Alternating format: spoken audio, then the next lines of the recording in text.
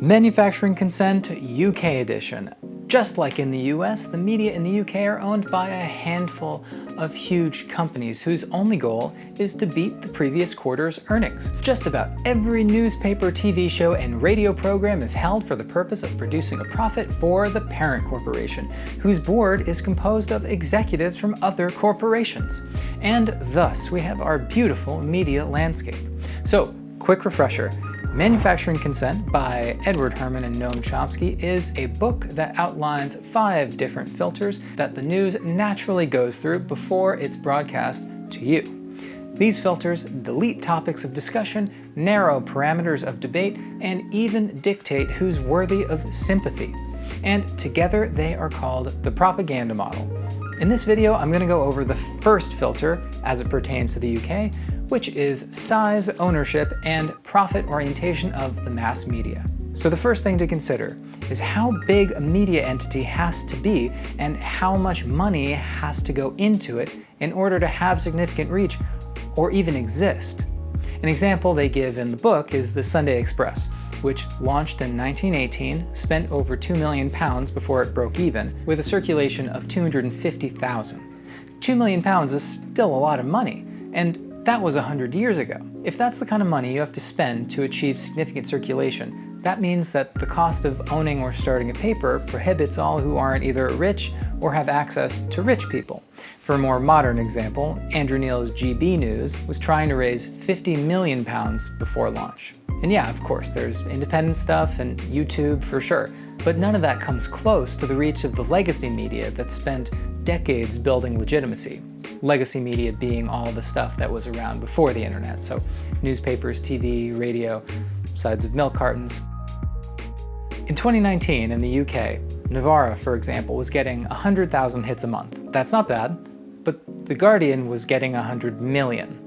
Novara simply doesn't have the money or the infrastructure to compete. Indie media never has. Now, there are thousands of media entities in the UK, but the majority, as you well know, are owned by a handful of companies. As of 2018, 80% of local papers were owned by 5 companies. For radio stations, over half of all commercial stations are owned by just 3 companies. The danger of a concentrated market was illustrated by the decision of Global in February 2019 to replace some 40 local breakfast shows with just 3 nationwide programs, resulting in significant numbers of redundancies and the loss of vital local content. What are called news deserts are increasingly common, which makes it even easier for the top tier of media, as measured by resources and prestige, as well as the government and wire services that the media rely upon, to set the national news agenda. The concentration of ownership is the same as in the US, and actually it's more similar than you might think because half the companies that own UK media are the same companies that own the US media. So there are about 1,000 local papers, as I mentioned, in the UK. 230 of them are owned by NewsQuest, which is owned by Gannett, which is an American publisher. Sky is owned by Comcast, Channel 5 is owned by Viacom, and Andrew Neil's new GB News that I talked about a second ago, the aim of which I guess is to inject some Fox News energy into the UK, to the extent that that's possible. Their lead funder is from the people who brought you Shark Week and Mythbusters comes maybe a UK version of this. And by the way, for all you kids watching at home, Santa just is white, but this person is just arguing that maybe we should also have a black Santa. But you know, Santa is what he is. That's Megyn Kelly, of course, who liberals briefly tried to revive after she became an adversary of Trump. Now, who can say if GB News will actually be that crazy? That's a super high bar. But the question is, why would Discovery put up this money? Because New York City executives at Discovery think Sky News is too mean to Tories? No, it's for profit. It's all for profit. If it made more money to replace Shark Week with Andrew Neil Week, they would. And if it made more money to replace Andrew Neil with a shark, they would. Unless that shark were a Corbynite. The other filters would prevent that, but that's for another video. As for the UK companies, these newspapers are all owned by Reach, these by DMG Media, also News Corp, which owns these. All said and done, you have about 20 companies that own just about every piece of media you're likely to encounter. Giant media holding firms that exist only to extract profit from their acquisitions. Books fall into this too. HarperCollins, that's News Corp, Simon & Schuster, that's Viacom, Random House, that's a billion-dollar German holding company. And being that these couple dozen companies have so many media assets, they are of course worth insane amounts of money. The companies dealing in newspapers are the poorest ones. Guardian Media Group and Telegraph Media Group did about £250 million each in revenue in 2018. Reach, which owns the Daily Star, Daily Mirror, Daily Express, Manchester Evening News, a bunch others, Reach's revenue exceeds £500 million. The real money is in TV though. Sky Group has revenues of £13 billion, ITV £3 billion, Channel 4 $1 billion, and Viacom CBS, which owns Viacom CBS International, which owns Viacom CBS Networks UK and Australia, which owns Channel 5, had revenue in 2019 of almost $30 billion. And most billion-pound companies are also major investment vehicles, and so many of these companies are fully integrated into the market. And even if they're not, they still have directors, stockholders, bankers, keeping them on the path to profit. Think about a company that makes £250 million in profit and the various people who are hired at the firm simply to maintain that. Because if they don't, the stock price goes down, shareholders aren't pleased, people get fired.